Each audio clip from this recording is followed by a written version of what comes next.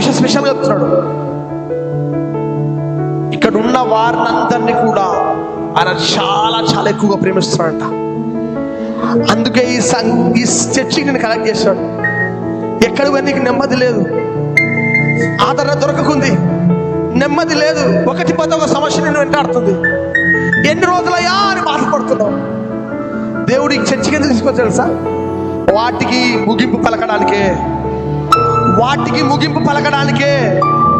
ఎక్కడైతే కన్నీరు గార్చవు అక్కడ నువ్వు లేచి సాక్షి చెప్పబోతున్నావు. ఓ థ్యాంక్ యూ జీసస్. నీ కన్నీటి బొట్టుని ప్రతి దాన్ని తుడిచి తన బుడ్డిలో దాపెట్టుకునేవాడు ఆయన. ఆయన సన్నిధిలో కార్చిన ప్రతి కన్నీటి బొట్టుకు విలువ ఉంటుందంట. నువ్వు కార్చిన వ్యక్తిని మర్చిపోవచ్చు, కానీ ఈ కన్నీటిని మర్చిపోయే దేవుడు కాదు ఆయన. Oh thank you Jesus. హల్లెలూయా.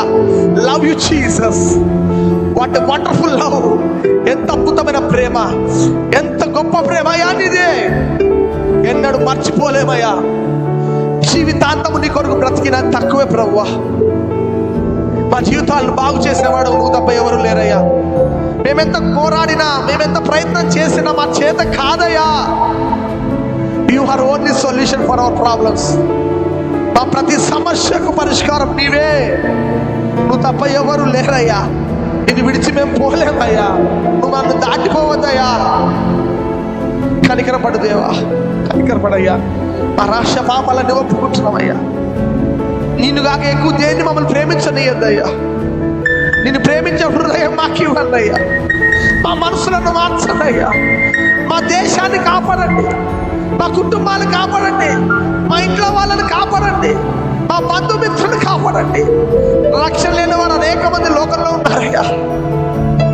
మమ్మల్ని లేవనద్దయ్యా, మమ్మల్ని వాడుకోవయ్యా. కోత విస్తారం ఉంది కదయ్యా, పని వారికి మమ్మల్ని వాడుకోనైనా. మా గురించి మేము ఆలోచించుకుంటూ నీ పని మర్చిపోతున్నామయ్యా. మమ్మల్ని రక్షించిన దేవా, వారిని రక్షించండి అయ్యా. వారిని కాపాడండి అయ్యా. వారిని రాజ్యంలో చేర్చుకోండి అయ్యా. నేను ఎరగకపోతే వాళ్ళ జీవితం నాశనము, నిత్య నరకం.